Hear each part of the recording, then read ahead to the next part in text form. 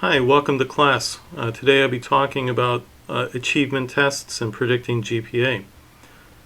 The reason why this is something to cover, other than simply interest in whether achievement tests do what they're supposed to do, is that if you're considering the psychometric properties of an achievement test like the SAT or the GRE, there are a couple of things that we are really interested in. First of all, the reliability of the test, which is whether we get the same thing more or less every time that we administer the test. And then also the validity of the test, which is to say, does the test predict something that you would expect it to predict in the real world? You know, if you have a test that's highly reliable, but it's testing something other than what you think it's testing, you can get the same results every time, but you're simply not measuring the actual thing that you think that you're measuring. So, for example, if I had a scale that measures attitude about snacks, I could administer that scale to the same set of people multiple occasions and get very high correlations. But if all of the items on that scale were actually measuring attitudes about fruits, apples, bananas, pears, whatever, that's only a small set of what we might think of as snacks. And actually, most people don't think of the fruit family automatically as being what we think of as snacks. So your scale, if you call it a scale of attitude about snacks, could be very highly reliable, but it's not valid because you're actually measuring attitudes about fruit. And that's, somewhat different topic, or maybe a subtopic or subcategory of snacks. But I don't think of them as really the same. And so when we're talking about something like achievement tests, well, we want to see that we get very high correlations between administrations of the test, and that gives us the test-retest reliability. But also we need to be able to show that the test itself predicts something out in the real world, some type of behavior. And typically research in this area, there have been thousands of studies. You can see that I don't have that many PowerPoint slides to go over them all, but I'm going to be going through some review articles here. The typical approach is to correlate the scores on the SAT or GRE with first-year grade point average in college or grad school. Sometimes the correlation is with the full career in school, so 4 years or 2 years or what have you, depending on the program. And sometimes it's whether the correlation between the achievement test and whether the person graduates. And there are other outcome measures, as we'll see. Before I get started, let me say that I will address the issue of socioeconomic status and how that might play a role in terms of influencing or affecting the validity of the test results that we're seeing. And I'm going to go through a couple of journal articles. And before I get started, if you're interested in the history of the test, there are a couple of books that I would recommend. This one is really nice. You can see that I bought it. I'm just showing an Amazon page because it's convenient. See that I purchased it 10 years ago in 2012. I actually took it with me on vacation and read it on the beach in Mexico, and found that I stayed awake. It's pretty well written. It's something that most people can read without a lot of advanced statistical background. So it's written for the lay audience, but specifically for people who are interested in whether these tests are considered fair. Rebecca Zwick is a researcher of assessment tests, and she works at Educational Testing Services, ETS, the maker of the tests. And if you have a sense that anyone who works for the maker of the test can't be fair, I just urge you to read the book. Take a look at some of Zwick's writing. She really is a professional researcher. And then the other book, if you're interested in the history of these tests, I would recommend Nicholas Leman's book, The Big Test, and it goes into a lot of the background and backstory behind the people who were involved in creating some of these tests in the mid-20th century. And so it's a pretty interesting read. I don't recommend it as strongly as Wick's book, but both are quite interesting. Okay, so let's go to the PowerPoint, and I'm going to go through some slides, and mid-course I'll pop out and go to some journal articles.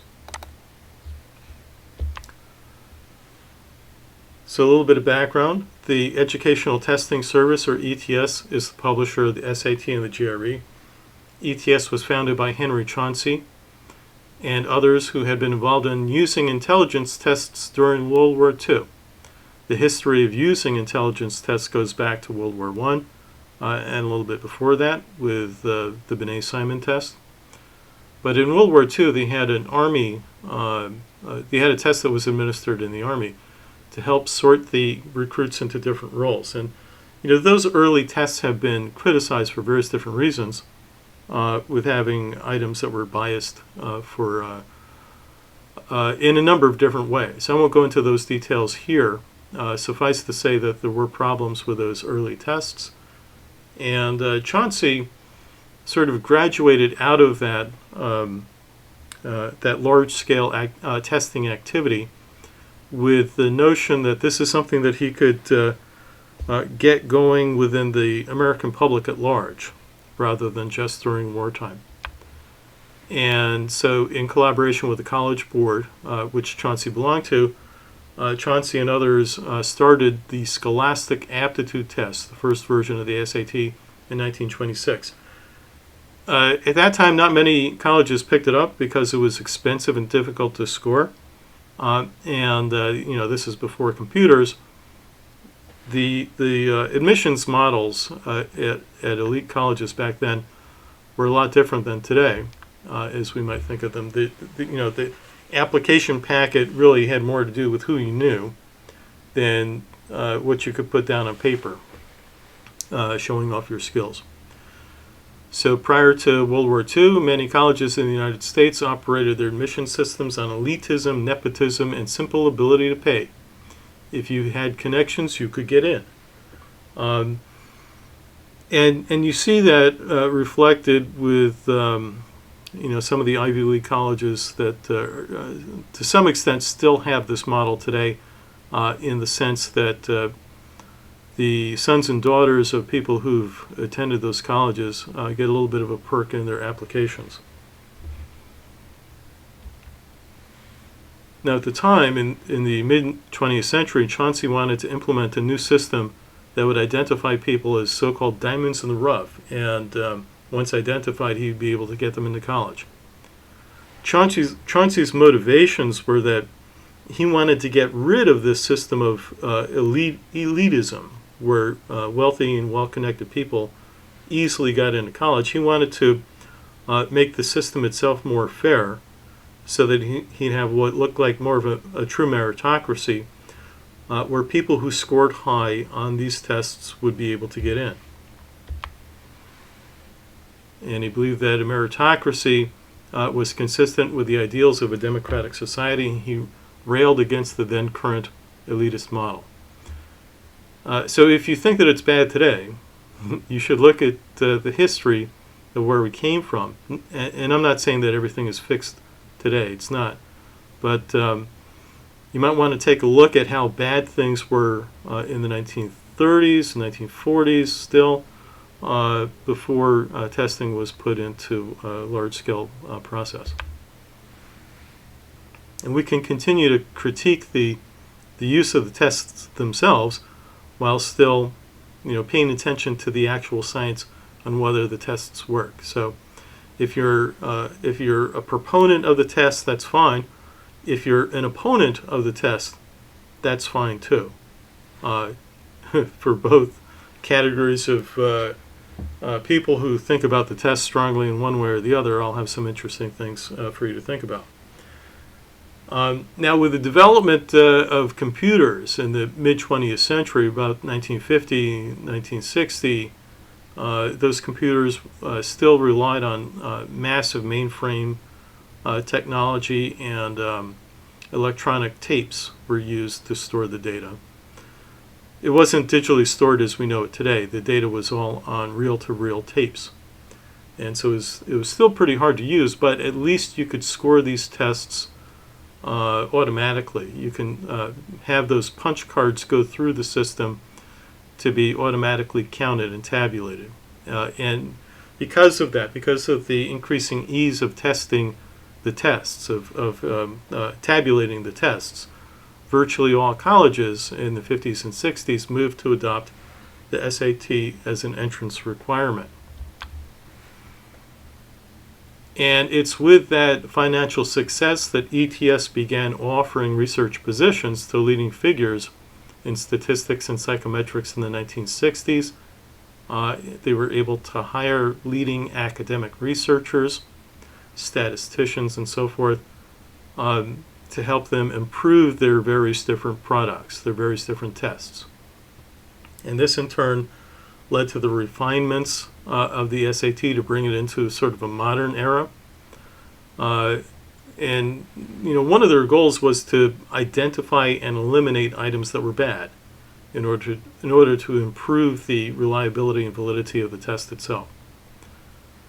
Additionally, the researchers at ETS created the LISRO program, which is when I entered grad school in the 1990s, LISRO was still being used for structural equation modeling. That's sort of been supplanted because LISRO is very difficult to use. That's been supplanted with a new program called AMOS, AMOS, and that was developed by a researcher named Arbuckle at Temple University in the 1990s. And that's picked up by SPSS, which has AMOS as an add-on program. At any rate, the people at ETS in the mid-20th century were making advances in statistics and how we do sort of elegant or complicated analyses of data sets. So they're not just, my point is that they're not just promoting the product, they're actually producing knowledge and changing the ways in which the knowledge is accumulated within the field. Currently, about 2 million students take the SAT each year. I'm speaking now at what we think of as the tail end of the pandemic in early summer 2022. And so these numbers are outdated. When I first wrote this PowerPoint slide, this was before the pandemic. And at that point, about 2 million students were taking the SAT each year, and about 500,000 the GRE. Those numbers took a big dive during the pandemic. Of those colleges that had these requirements for the admissions tests for the SAT and the GRE, about a third, or maybe 40% of the schools abandoned the use of the test temporarily due to the pandemic and the difficulties of getting tests done during the pandemic. At this point in time, a lot of schools are weighing their options as to whether or not to just get rid of the tests altogether or to re-implement them. So I think the trend is in the direction of abandonment of these tests, and in the long run, I think it's going to be the pandemic that shows that we don't really need them. That's my own viewpoint on them. As someone who does admissions occasionally, I can get the job done without the SAT, without the GRE, as long as the applicant's packet has sufficient other information in it. And in terms of SAT, in terms of getting into college, undergraduate college, the high school GPA is a bit better than the SAT is. That's not to say that they don't do similar things and that they don't do it well, just that the high school GPA is very good. And we'll see those numbers in a minute. So let's take a look at some of the psychometric evidence. Wilson, in 1988, a researcher at ETS, conducted a study with over 15,000 long-term repeaters. And by repeaters, what we mean is people who had to take the test multiple times. And there's a delay in between. I don't recall the specifics, but we're talking several years in between. So it's not just I took the test and I want to take it again because I want to score better. It's more like I took the test a few years ago, but I changed my mind about going to college, and so now I'm going to college, I'm going to grad school, and I need to take the GRE again. So ETS has access to all of these data, because whenever you take one of these tests, the scores after scanning, they go to the information goes to ETS as a central hub of the information. And so when you get your results in the mail or email or however they do it today, you're getting that result from them, from ETS. So they have access to all of the data here. And they use this for various different research purposes. And so here we have a test-retest with several years in between tests. And this is an excellent way to measure the test-retest reliability. And so Wilson found that the test-retest ranged from 0.84 to 0.9. That's really good test-retest reliability. You want your test-retest reliability to be 0.8 or above, and higher is better. It can only go up to 1. So getting something up to 0.9 test-retest reliability is really a quite strong finding. Even if we think of the value here being right in between those 2 points, if we call it 0.86, 0.87, that would be a really good test-retest reliability. And also Wilson found that there was no diminishment at longer intervals in between the tests. For the full sample of 15,298, the average test-retest correlation was 0.86 for both verbal and quantitative sections. This is a good, strong rate of test-retest reliability. So that's good. That we need to have that in place for anything to be considered psychometrically valid, psychometrically reliable. That it's a key component. The higher the test-retest, the less error there is in the test. Here's another study. Liu et al. Another researcher at ETS analyzed the GRE subject test for psychology. I'm particularly interested in psychology because that's where my field is. And we have a sample size here of 2,947. And the GRE psychology subtest has 6 domains, or I guess you can call them factors within it. Bio, cognitive, social, developmental, clinical, methods, and measurement. So if you're studying to take the GRE, know that the subject test has these different areas, and whatever you had in your stats class is going to show up again in the methods and measurements section.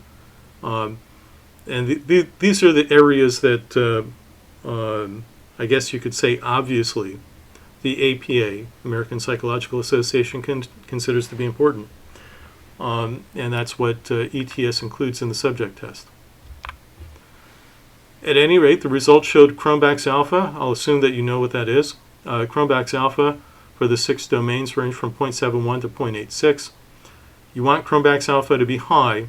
Some people set the minimum benchmark at 0.7. Others set the minimum benchmark at 0.8. And so we have a range from 0.71 to 0.86 for the 6 different areas of the psych subject test. And when you consider the Cronbach's alpha for the full subject test with all of the items, it's 0.96, and that's excellent internal consistency. Although I would temper this statement a little bit because Cronbach's alpha is partially dependent on the number of items. So as the number of items goes up, assuming that your average correlation stays about the same, as the number of items goes up, so too will Cronbach's alpha. So grouping all of these different sections of the psychology subject test together greatly increases the number of items, and so Cronbach's alpha naturally is going to go up. But at any rate, this is it's a primary measure of internal consistency of the test, and so we see that it has internal consistency reliability. The average disattenuated correlations between the 6 domains range from 0.84 to 0.92. That's very good. And you can think of that as sort of parallel form reliability or parallel test reliability. You have different tests all related to psychology, and they're measuring different domains, but the domains are very integrally related, perhaps from a larger a larger domain that includes all of those other subdomains. Okay, so now moving to some of the review studies on whether the GRE and SAT actually work. Consul is one of the leading researchers. Consul, Heslin, and Wons in 2001 conducted a meta-analysis on studies using the GRE to predict GPA. We have 1,753 studies. K is used to symbolize the number of studies.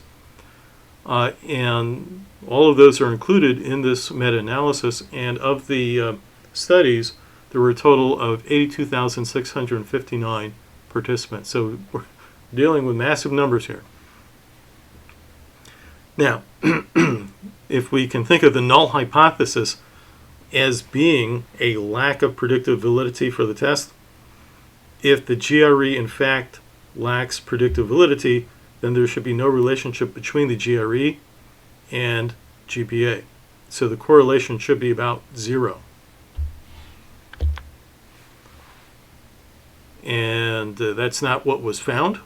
The meta-analytic results showed moderate to large effects for GRE in predicting GPA after correcting for range restriction with, that's Greek letter rho, looks like a P, and that was used to symbolize the population effect size R.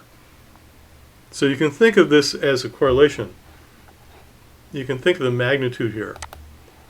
Let me get my marker out. So this is rho, and it's used to symbolize the population value, the estimated correlation for the population. And you can think of that in terms of the magnitude of the effect size here, as R equals 0.32, going up to R equals 0.45. And this is after correcting for range restriction. So what is necessary to talk about range restriction for a second? I've got a couple of graphics in a different PowerPoint, so let me skip over to that real quick. This is a diagram from Michael Furr's excellent book on psychometric theory. Thank you, Michael Furr. This is a fictional data set showing a strong correlation, and the strong correlation is set up to illustrate SAT and GPA. Correlation here is higher than what we would expect to normally see. Might be a little bit more diffusion of the scores in a real-life sample. But at any rate, this is just to show you what happens with range restriction. So the correlation here is 0.65. And let's see what happens when we change things. If you take off the top and the bottom of the scatter plot, because of course the GPA cannot go less than 0, and normally the GPA cannot go greater than 4. There's some schools where it does go up to 5, but it's kind of unusual. At any rate, you can see that the correlation here goes down slightly to 0.603. That's a trivial change because the pattern here, the trend, if we think of a trend line in here, going something like that, well, that's a little bit off. Let me try that again. Actually, let me use a straight line tool. The line of best fit going through the regression line going through the data would be something like that. And so taking off the top and the bottom of the distribution does not really change things. Does not really change things. But if we continue with the example provided by Furr, I'm trying to get the page to advance and it's not working with me. Here we go. Now if we say that only those scores with an SAT of 900 and above get into college, then we're only going to have the GPA for people who get to this point. So if the cutoff for acceptance into the colleges that are reporting data to us. If the cutoff is something arbitrary, like we're not going to consider anyone with an SAT less than 900, you can see what happens to the correlation. The correlation now drops down because all the people from this part of the distribution were cut out. And so we're missing that data. And that's what happens with range restriction. If you have only a partial set of the data and the cutoff point eliminates part of the trend, then the data that you do have will underestimate that trend. And so the correlation drops down substantially. We see that it went from 0.603 to 0.474. So that's a big drop. And there is a formula to correct for range restriction. I won't go into the details. It's kind of hard to calculate. There are tools that can do it for you, of course. But that's not a topic for this lecture. Here's another diagram, and this is one that I just searched for and pulled off of the internet. I don't know who made it. Just took a screenshot. You can see that if we're looking at the full scatter plot, there's a pretty strong linear increase in the scores. I would estimate that that correlation would be quite high, maybe about 0.7. But if you look at the one over here on the left, I mean, it looks like about a zero correlation because it just looks like these points are randomly distributed with no obvious trend. So range restriction is definitely going to have an impact on things, and the Kunsel and Hazlitt approach to dealing with range restriction is to report both the raw unadjusted values and also the correction for range restriction values. And what the correction for range restriction does basically is it estimates what the correlation would be if you had this section in here that's been chopped out. So the formula takes this correlation and makes an estimate of what it should be if you had the full data set. That's the correction for range restriction. And some people don't really understand how that works. The critics of the SAT and the GRE often misreport the impact of range restriction and get the direction wrong. In fact, they say that range restriction increases the correlation. In fact, it decreases the correlation, and it's the formula to adjust for it that increases it back up to where it should be. So that's something to be aware of, but I'm not going to focus on it exclusively here. Okay, so going back to our data, or going back to our PowerPoint, Kunsel has done one. Here's the null hypothesis value. The correlation should be 0, but they found that the values after correcting for range restriction were 0.32 to 0.45. And similar results were found across all disciplines in higher education. And so here we see the set of results from their article. I think this was their article in Psychological Bulletin. And even if you're not technically advanced, you can read these articles and get a lot out of them. I mean, I understand meta-analysis, so I don't have any difficulty reading these.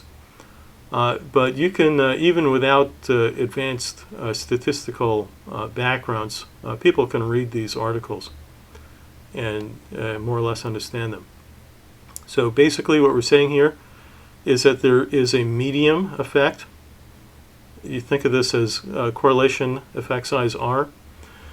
And 0.1 would be small, 0.3 would be medium, 0.5 would be large, but of course it depends on what it is that you're measuring. If you square the correlation here, that's the proportion of variance on the criterion or the outcome measure that we're able to account for. Gotta love it when you're doing a recording and somebody's cutting the lawn next door. So if you take 0.34 and square it, you get, I think it's a 0.11 or something close to that. Actually, I've got my calculator right here. So 0.34 squared equals 0.1156. So if we think of 0.34 as sort of the average of these effects and square them, we're talking about 11.5% of the variability on first-year GPA is being predicted by the test. And that's I mean, it's not huge, but it's not trivial either. It's a sizable chunk of the variance of first-year GPA. You know, and you can see the same pattern down here. So this is graduate GPA, I guess, over the full extent of the grad school.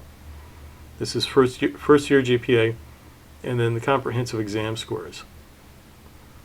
I guess my focus is more here in first-year GPA. If you can get past the first year, then you're probably okay. And K is the number of studies. N is the sample of those studies. And then over here you have the confidence intervals. So these are significant because they do not overlap with 0. Okay, so that's pretty good demonstration of validity of the test. I've got more. Kunsel and Hazlitt, 2010, aggregated results from prior studies into graphs, and these included 1,231 studies with about a quarter of a million test takers. Here's the actual study. Kunsel and Hazlitt in Current Directions in Psychological Science, a publication of the APS, the Association for Psychological Science. And I just wanted to show you that for reference purposes.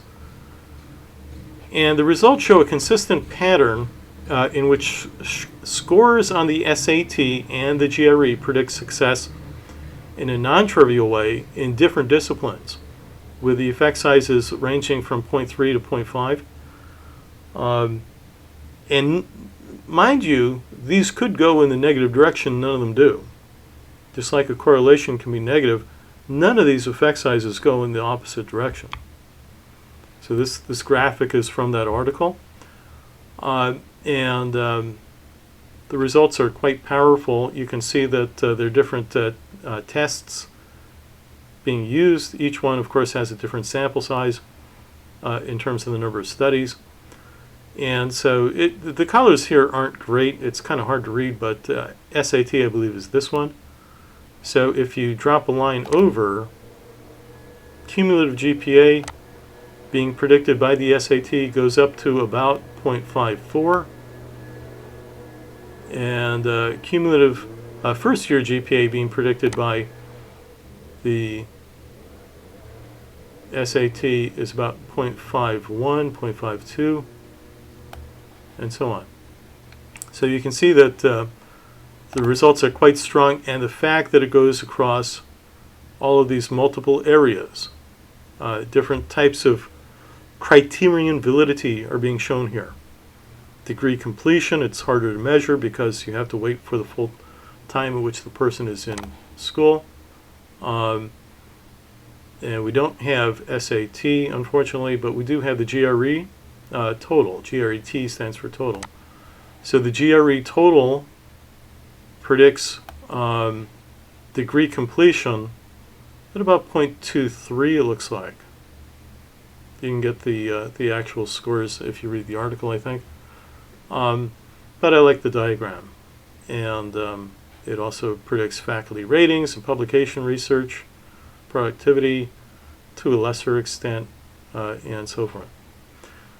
So pretty strong results overall, or at least I can say they're highly consistent results across these multiple tests. I think most of these are produced by Educational Testing Service, and they're used in different disciplines. The LSAT, of course, being for law school, and I forget what some of the others are. Doesn't matter. Sackett, Kunsel, Arneson, Cooper, and Waters. So we see Kunsel and Sackett, Kunsel and Hazlitt showing up a number of times. Kunsel is the Nathan Kunsel is the researcher who's involved in most of these studies. In 2009, published a report by the College Board, the report was published by the College Board, but also in a psychological journal. And they used data from 41 colleges and universities, the cohort years of 1995, 96, 97, and the data included SAT scores, socioeconomic status ratings, and school grades. The SES ratings, when you sign up to take the SAT, or at least during that period this was true, there were questions that asked your mother's education level, your father's education level, and your family income as an estimate. So the person graduating from high school and going on to college may not know the exact income, but they make an estimate.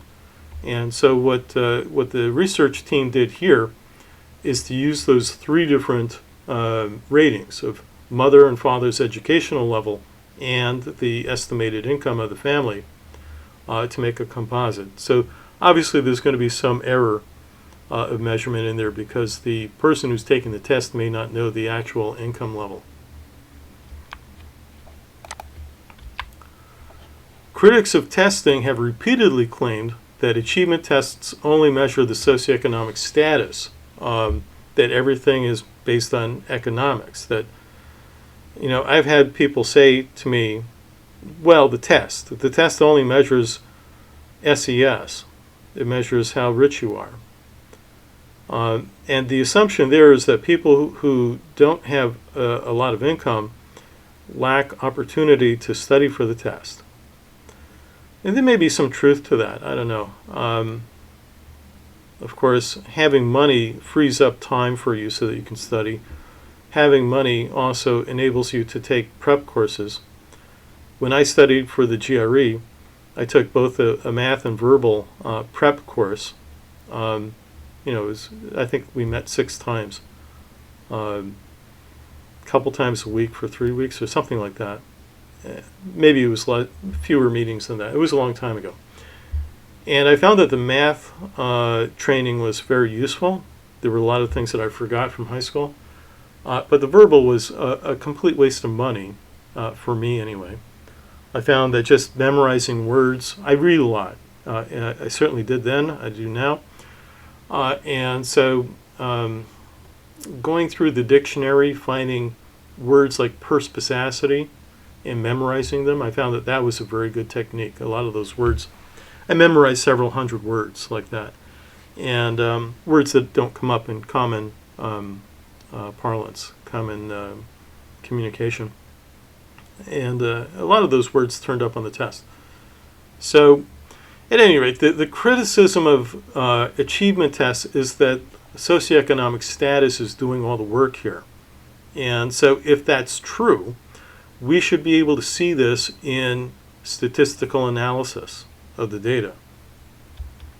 So this is going to be we're going to be able to answer this question once and for all in a clear way of whether or not SES is driving the whole show. Sackett et al. addressed this criticism directly, and they did so in a way that could support the critics or could support the test. And this is why it's so classic. You know, their analysis should put an end to this discussion because they approach the analysis in such a way that it becomes a critical test of the hypothesis. It's rare in social sciences where you have a situation that you could have a critical test that actually ends the debate. And as far as I'm concerned, the debate is ended right here. I mean, it's quite clear what's going on. So we have different columns here. Let me get my marker. We have the correlation for SES in the test. So there is a small to medium correlation between socioeconomic status and the test. There is a small correlation between SES and grades. And then there is a medium correlation between test and grades. And if you plug these into a regression analysis, what it will do is it will control for SES. It's sort of like getting the partial correlation. The correlation of test and grades while controlling for SES is kind of like the partial correlation. If you partial out or control for SES, it removes any of the variability between the achievement test and grades that overlaps with SES. So if SES overlaps with these other variables, if SES is really causing these other variables to go up and down, when you control for SES, the numbers that you get here should drop dramatically. But you know, from here, if we just look at the uncorrected, the non-range restricted uncorrected numbers, so these are the raw correlations, the raw effect sizes, there's no change from here to here. And then if you look at the corrected for range restriction, but the adjusted values here, those don't change. At any rate, it doesn't matter. If SES did anything, we would see it here. These numbers would be smaller than these numbers, and they're not. I mean, there's a little bit of change, but not much. So without having any change here, you can't say that SES is doing anything. We would expect that these numbers would drop down very close to zero if SES was really doing the whole show. Now let me skip over to a couple of their articles, a couple of their actual PDFs. So here's one from 2009, Sackett, Consul, Arneson, Cooper, and Waters. So this is the same analysis, but this is their article from Psychological Bulletin. And you can see, well, let's scroll down some of the results. So, you know, one model is that SES is doing everything here. And if this is true, if SES is causing both of these things, both the test and the grades to go up or down, then the correlation between test and grades should drop to zero when you remove SES from the equation. In other words, statistically controlling for SES should make the correlation, whatever it is, between test and grades drop down close to zero. Or at least it should be a substantial drop.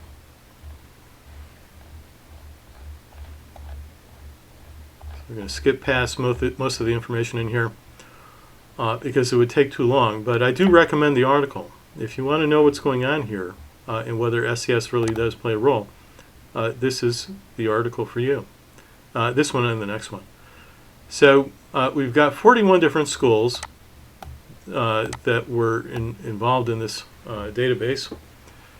And we have the SAT means for the different schools, the SES, which is standardized so that this is really like a Z-score, where 0 equals the mean, and the numbers that we see here in standard deviation units. Some are higher than others, but they don't really range too far. A couple of them are very high, like this one, but they're not gigantically high. This one is pretty high. And then we have the socioeconomic status SAT correlation, and you can see that these numbers are moderate in size. We have the socioeconomic status GPA correlation, and you can see that these tend to be small. A couple outliers like this one here. And then we have the SAT GPA correlation, and these are the highest ones. So the SAT is correlating better with first-year GPA in college than SES is. I mean, SES is not correlating very well. The correlations are weak, although none of them are negative. Scroll down and see. Yeah, none of the socioeconomic status GPA correlations are negative, but they're also they tend to be pretty close to zero, with a few exceptions. Whereas SAT and GPA are much stronger. But that doesn't answer the question. In order to answer the question, we need to go a little further.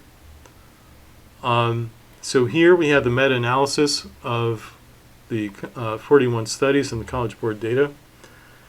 And we have the SAT GPA mean correlation. I believe this is uncorrected for range restriction.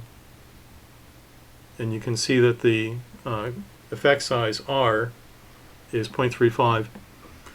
If you square that number, then you get the proportion of the GPA that the SAT is able to predict. And that's, that's going to be pretty good. Now, down here it says, so here's the number 0.35, so that's this number here. So 0.354 right here. And what they're saying is that, so here's that number, 0.35. After correcting for range restriction, we found the mean correlation of 0.47. So the correction for range restriction makes this effect go up from 0.35 to 0.47. So that's the connection between SAT and GPA. That's a strong indication of validity, but we haven't yet ruled out whether SES can play a role. So let's go down here. We view the SAT grade correlation corrected for school-specific range restriction, R equals 0.47, as the best estimate of operational test validity for predicting schools within for predicting grades within a given school's applicant pool. This value drops to 0.44 when controlling for SES.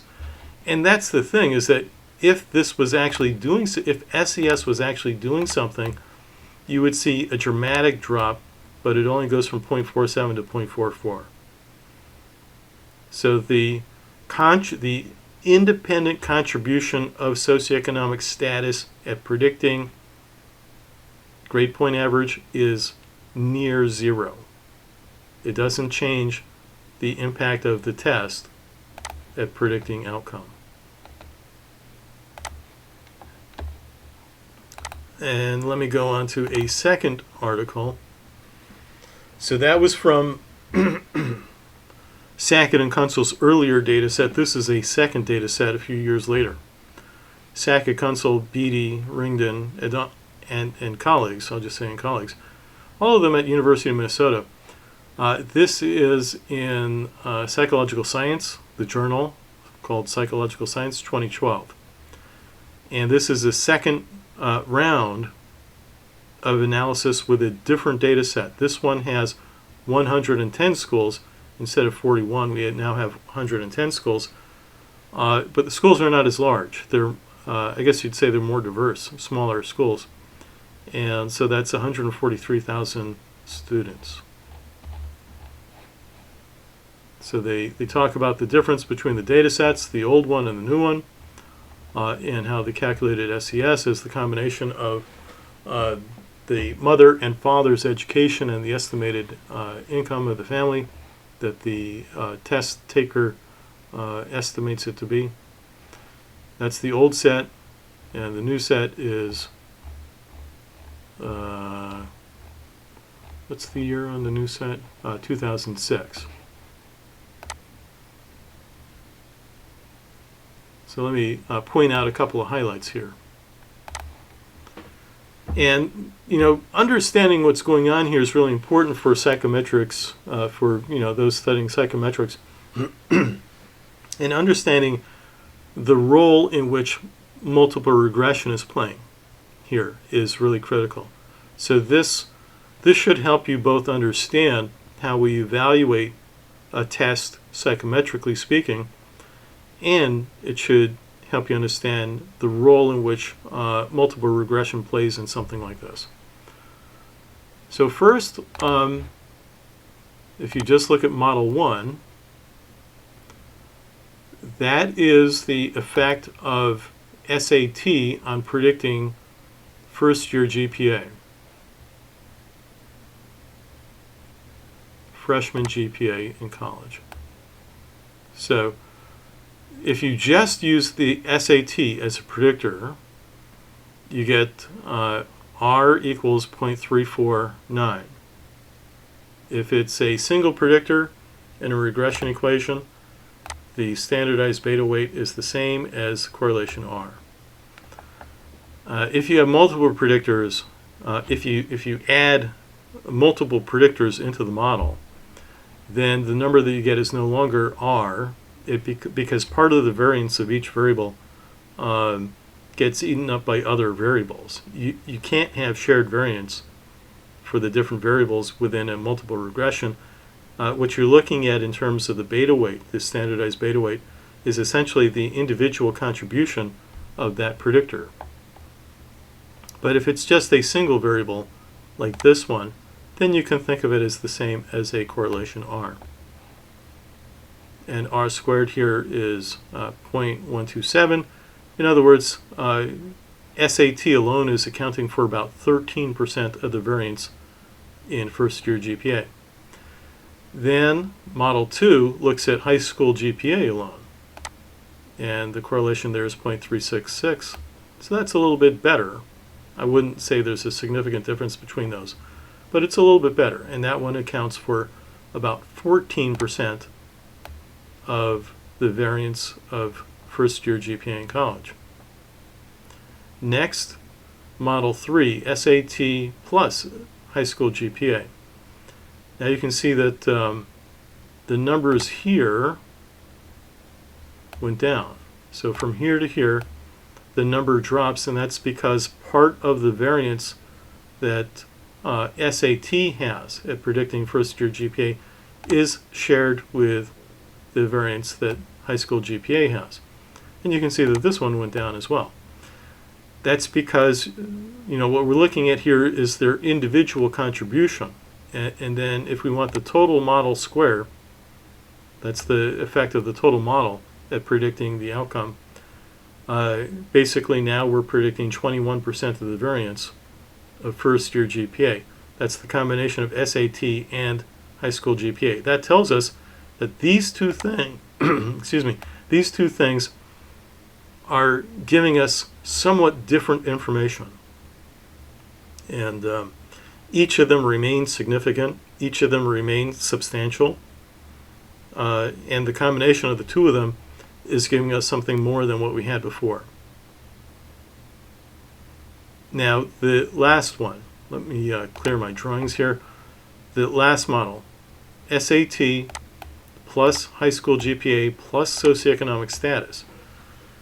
If socioeconomic status drives the show, what we would expect to see is that these numbers for SAT and high school GPA should drop. They don't. They stay about the same.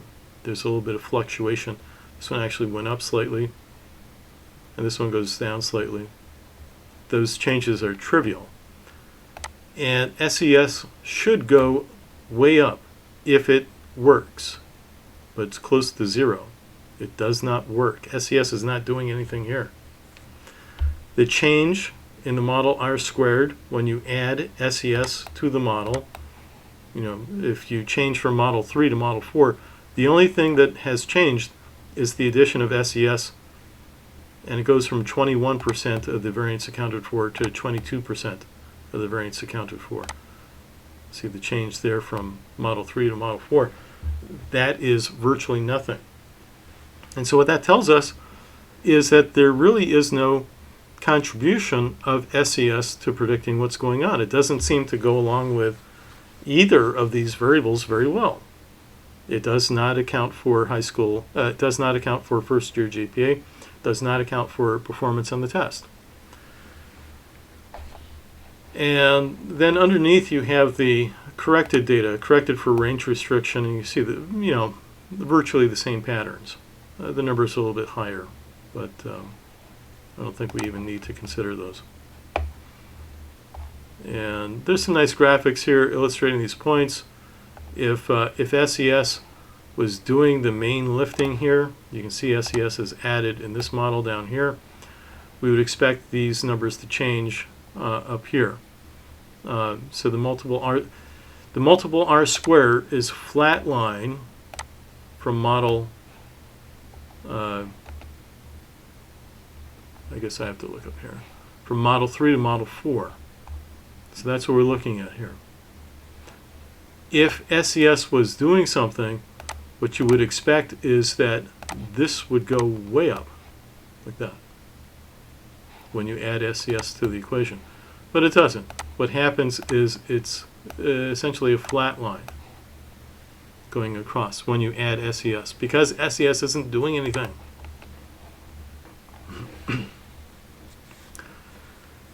And let's see, I think there's one more here that might be of interest. Geiser and Studley. So Geiser and Studley published an analysis of University of California data, And they argued that they had proof that SES, or rather the SAT, wasn't doing anything. This is their model here, Geiser and Studley. So let's walk through these real quick. When you have SAT alone, that's your correlation. When you have high school GPA alone, that's your correlation. When you have SAT and high school GPA, each of these goes down in your multiple regression, but they're both substantial still. And your model R has increased from the previous two.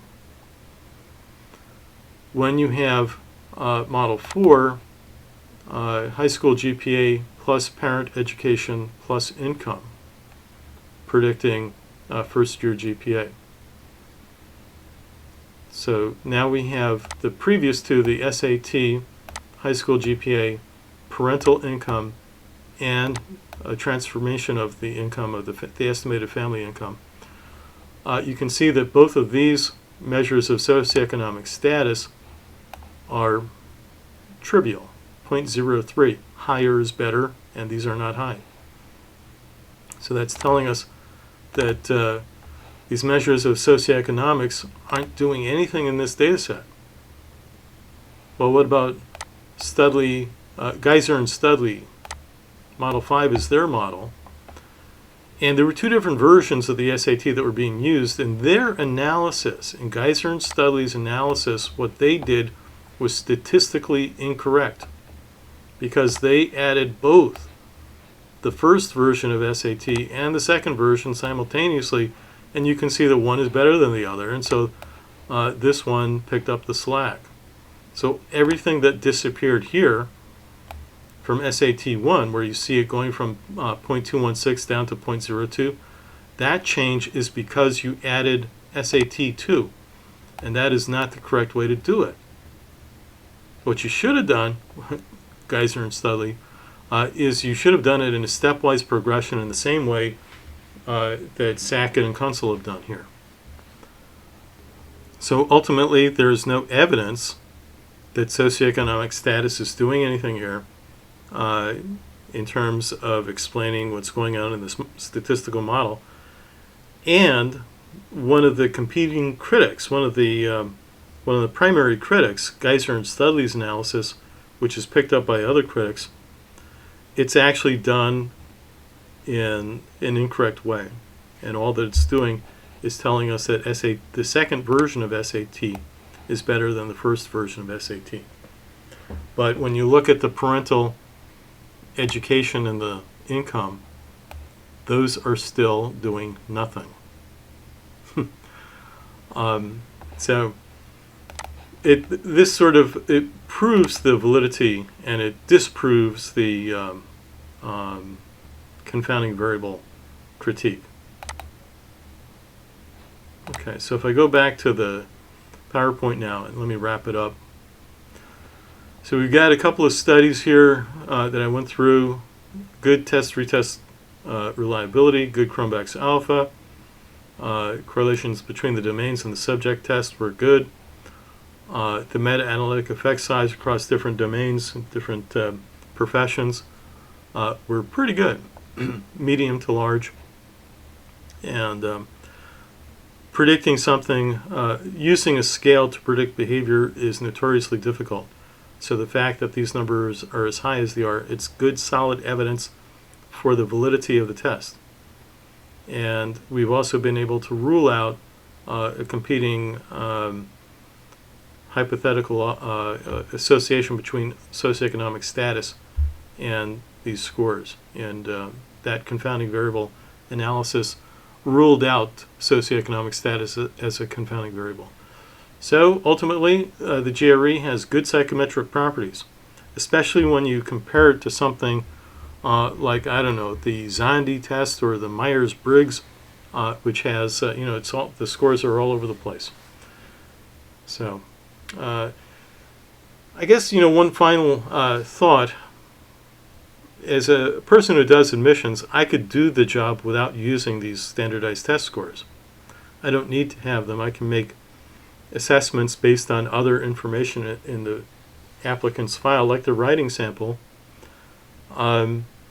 their previous work experience and previous educational experience, their high school GPA if it's available, their undergraduate GPA if it's an application to grad school, etc. And some people would argue that all of these are in fact influenced by socioeconomic status. And that may be true. There may be some merit to that, but we don't see that showing up in the actual analyses. So what would an applicant need to use in order to show that they have what it takes to succeed in college without having to submit something that's influenced by socioeconomic status? It's a tough question. And I think the critics are not able to answer that. Ultimately, it's the pandemic that might eliminate the use of standardized tests in college applications, at least for a majority of colleges that stop using it. And the trend has been in the direction of abandoning the use. I think these tests are good to use still. I think the evidence is in. It's very clear that the tests are reliable and valid. But as a society, we also need to consider, if everybody hates taking the test, if the test is not cheap, it's a couple $100s to take, and if we're forcing millions upon millions of people to take these tests, that's a huge expenditure when you average it across the number of people taking it, and some people take them multiple times. Are we comfortable as a society at forcing people to take these tests? So that's a somewhat different issue. But when it comes down to the numbers, these tests do their job, and they do it well. All right, thanks for listening. I hope this was something of interest to you.